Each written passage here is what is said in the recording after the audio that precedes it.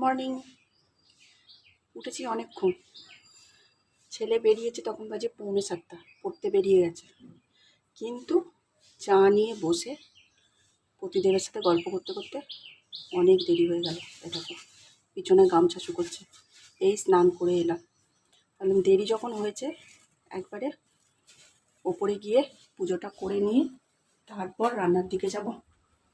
রান্না সেরকম ওকে কিছু করে দেবো না, কারণ ও মাছের মাথা দিয়ে ডাল অত পছন্দ করে না, তো ওই জন্য মাছের মাথা দিয়ে ডাল হবে ছেলেটার আমার।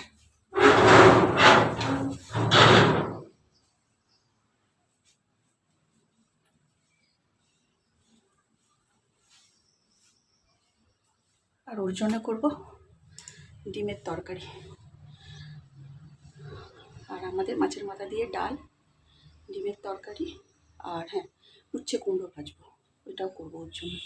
তো এই দুটো রান্না ওর জন্য। আর আমাদের একটু দেরি করে সেই রবিবার দিনকে দুটো মাথা আনলাম না মাছের, একটা দিয়ে পুঁই শাকের চচ্চড়ি করেছি আর একটা আছে, ওইটাই মাছের মাথা দিয়ে ডাল করব। চলো আগে পুজোটা তো করে নিই তারপর। আর এত রোদ্দুরের তেজ, এত রোদ্দুরের তেজ যে কি বলবো। ভাবছি কোন পর বাসনটা কী করে মাজতে যেতে হবে পুজো করে। প্রচুর রোদ্দুরের তেজ। এখন বাজে সবে 8:30 এরকমই বাজে। তো চলো করবো না, আমি তা করছি বাসন মাজতে যেতে হবে আমাকে রোদ্দুরের মধ্যে, সেটাই এখন আমার মধ্যে চিন্তা হচ্ছে। আর কতগুলো ফুল টুল ফুটেছে, ফুলগুলো তুলে নেবো। আর এমনিতেই তো আজকে বৃহস্পতিবার, ফুলও এসছে। তারপর আজকে কৌশিকী ফলহারিণী অমাবস্যা, কালকে সন্ধ্যে 7:15 পড়েছে। আজকে সকাল না, আজকে সন্ধ্যে 6:15 অবধি থাকবে শুনেছি, আমি যেটা শুনেছি আর কি। তারপর জানি না ঠিক না ভুল। এইটুকুই, এবার পুজোটা করে নিই, বাসনটা মাজি, মেজে পুজোটা সারি। চলো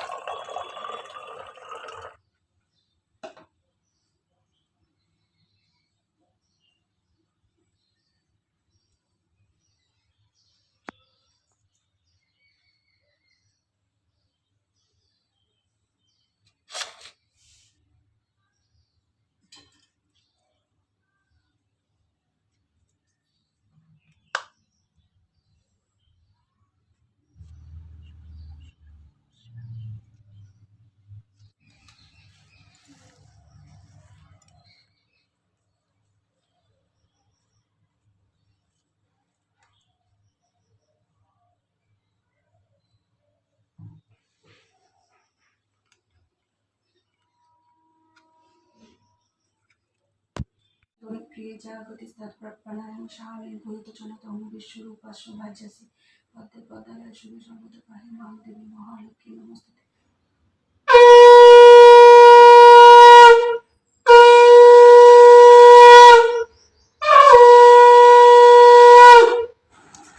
কি ভীষণ গরম গো বন্ধু, কি বলবো তোমাদের। ভালোভাবে পুজো করে নিচে এসে রান্না বান্না করলাম, তখন একটা সেকেন্ডও মনে হলো না যে আমি ক্যামেরাটাকে অন করে তোমাদেরকে একটু রান্নাবান্না দেখাই, কারণ ক্ষমতাই ছিল না। ওপরে ওই টিনের রোদ্দুর নামছে, তার মধ্যে পুজো, আর বৃহস্পতিবারের পুজো মানেই যেন একটু বেশি টাইম ধরে। তো বৃহস্পতিবারের পুজো বেশি টাইম ধরে পুজো করে নিচে এসে যেন মনে হচ্ছে প্রাণটা এবার আমার বেরিয়ে যাবে, এতটা আজকে গরম লেগেছে, এতটা। তো বসার তো টাইম নেই, একটু জল খেলাম, খেয়ে রান্নাঘরে চলে গেছিলাম রান্না করতে করতে হাতটি এই যে দেখতে পাবে কি, এই দেখো দূরে যায়, হ্যাঁ পুরো এই জায়গাটা এখানটা কাইটা গেল। হলো কাঁকরোল কাটতে গিয়ে কেটে ফেললাম, কেটে ফেলা। আর এই কোনটা, এই এই জায়গাটা কাটলে না কোনো ব্যান্ডেড ফ্যান্ডেড কিচ্ছু লাগানো যায় না। কিভাবে লাগাবো এখানটা আমি? তো একটুখানি বরফ দিলাম, বরফ দিয়ে একটু ব্যথাটা কমেছে, বরফটা দিলে ব্যথাটা খুব কমে যায় তাড়াতাড়ি। তা বরফটা ছিল কি ভাগ্যিস ফ্রিজে, তো বরফটা দিয়ে ব্যথাটা একটু কমেছে, কিন্তু এখনও বেশ কোথাও একটা দেখবে। আর এই জায়গাটাতে না নুন টুন তো ঠিক আছে, তবু না ওটা চামচি দিয়ে দেওয়া যাবে। যেই জায়গাটা কাটা সেই জায়গার উপর বারবার আজকে লাগবে, লাগবে আর চোখ দিয়ে পুরো একদম জল বার করে দেবে। তো রান্নাবান্না কমপ্লিট করেছি, কাঁকরোল আলু পেঁয়াজ দিয়ে ভেজেছি, ডিমের ঝাল করেছি, আর মাছের মাথা দিয়ে ডাল করেছি। এই রান্না এবলার মতো করে ঘরে এসে সেই যে দেহটা ফেলেছি, এই দেহটাকে আমি আর পাচ্ছি না তুলে ধরতে, এত গরম। এখনও পর্যন্ত রান্নাঘরের কোনো কাজ হয়নি, গ্যাস মোছা বাসন মাজা কিচ্ছু হয়নি, এতক্ষণ ধরে শুয়ে শুয়ে শুয়ে শুয়ে। তারপর আমার একটা বন্ধু ফোন করলো, তো কালকে ছেলের ইঞ্জেকশান। এখন তো ওই 10 বছরের ইঞ্জেকশানের পর 15 বছরের যে ইঞ্জেকশানটা হয় না, সেই ইঞ্জেকশান। তো সেই ইঞ্জেকশানটা দিতে নিয়ে যেতে হবে কালকে। এখন এই ইঞ্জেকশানগুলো আগে না হেলথ সেন্টারে দিত, এখন দেখছি আর হেলথ সেন্টারে নয়, এখন ক্লাবে ক্লাবেই দেয়। ওই আশাকর্মীরা ক্লাবে ক্লাবে ইঞ্জেকশানটা দেয়। তো আমার ছেলে তো ইঞ্জেকশন নিতে খুব ভালোবাসে, মানে যেখানে ইঞ্জেকশন নেবে ও আগে চলে যাবে। না, প্রচণ্ড ভালোবাসে ইঞ্জেকশন নিতে, দেখছে আমার দিকে। তো আমাকে অনেকবার ধরে জিজ্ঞাসা করলো যে কালকে আমায় নিতেই হবে, নিতেই হবে, নিতেই হবে, বারবার রিপিট। বললাম হ্যাঁ নিতেই হবে। আমি একদম সব কিছু, এই যে ইঞ্জেকশন নেওয়ার জন্য যা যা লাগবে সব কিছু আমি একদম বার করে রেখে দিয়েছি, কার্ড ফার্ড, বার্থ সার্টিফিকেট কার্ড সব। কারণ ওই খুচকার জিনিস না, তুমি জানো কোথায় আছে, কিন্তু খুঁজতে যাওয়ার সময় তাড়াহুড়োতে ওটা পাবে না। আগে থেকে বার করে রাখলে তোমার শান্তি, মনটা শান্তি। মনে হবে ওই ফাইলের মধ্যে আছে, কিন্তু যখন তুমি হুট করে কোথাও বেরোবে, খুঁজতে যাবে, তখন আর তাকে পাবে না। এই হলো ব্যাপার। তো আজ থেকে খুঁজে আমি আলাদা করে ফাইলে রেখে দিলাম, তাহলে শান্তি। কাল সকালবেলা ওই রান্নাবান্না করে ওই 10:30 11টা নাগাদ নিয়ে যেতে বলেছে, নিয়ে গিয়ে ইঞ্জেকশনটা দিয়ে দেবো। আর এখন ছুটির মধ্যে তো অসুবিধা হবে না, একটু যদি ব্যথা হয় বলেছে কিছুই না, একটু বরফ দেবে, জ্বর টর আসে না। বরফের কিউব করে রেখেই যাবো, বরফটা ঠান্ডা জল ওই দেবে, ব্যথা কমে যাবে। এই হলো ব্যাপার। তো চলো আমি এবার রান্নাঘরে যাই, গিয়ে রান্নাঘরে যেটুকু কাজ আছে সেটুকু কাজ কমপ্লিট করি, তবে ক্যামেরা অন করে নয়, কারণ এই গরমে নাইটির কোনো ঠিক থাকবে না। নাইটি হয়তো এখানে বেঁধে নিয়ে আমাকে কাজ করতে হবে, তো ক্যামেরা অন করে কাজ করার কোনো প্রশ্নই ওঠে না, ক্যামেরা অফ করেই করবো। চলো রান্নাঘরে যাই। রান্নাগুলো দেখিয়ে দিই, আগে এইটা দেখাই। হ্যাঁ, এটা হলো জলখাবারের ঘুগনি। এখানে তো ভাত দেখানোর কিছু নেই। এটা হলো ডিম ভেজে ঝাল, যেটা আমার বরের খুব ফেভারিট।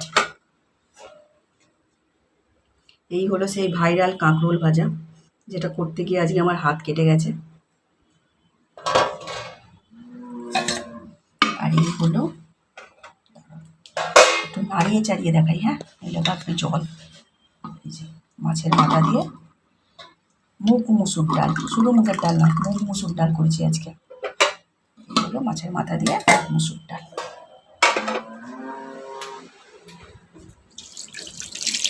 দেখেছেন বন্ধু, বেসিনটা যদি 2 দিন পরিষ্কার না করি ঠিক এরকম নোংরা হয়। এই দেখো রান্নাঘরের অবস্থা, সব জলখাবার খেয়েছে, বর খেয়ে বেরিয়েছে, সেসব বাসনপত্র, কড়া, এই যে এগুলো এখন পরিষ্কার করব। পাচ্ছি না, এই পাখার হাওয়াটা ছেড়ে যেন ওদিকটা যেতেই পারছি না, এত গরমে কষ্ট হচ্ছে। যেতে হবে, মনে বল নিয়ে যেতে হবে, ঠাকুরকে ডেকে নিয়ে যেতে হবে। কি গরম, এই গরম যতদিন না যাবে না, ব্লগে গরম গরম শুনবে, সবাই শুনবে গরম গরম ব্লগে। কী করবো, সবার গরম করছে আমি জানি, সবাইকে কাজও তো করতে হচ্ছে। তবু তো আমার একার সংসার, একটু কাজ করে রেস্ট নিয়ে আবার একটা কাজ করতে যাচ্ছে। আর যদি জয়েন্ট ফ্যামিলি, তাও তার মধ্যে আমার একটা ব্যাপার আছে, বড় টাইমে ভাবতে পারো গরম বলে তখন আর শুয়ে পড়া যাবে না। সবার জীবনে কিছু না কিছু আছে প্রবলেম, এইগুলো ব্যাপার। প্রবলেম ছাড়া মানুষ জন্মায় না, প্রবলেম ছাড়া মানুষ থাকতে পারে। সবার জীবনে ছোটোখাটো অনেক প্রবলেম আছে, তাই না?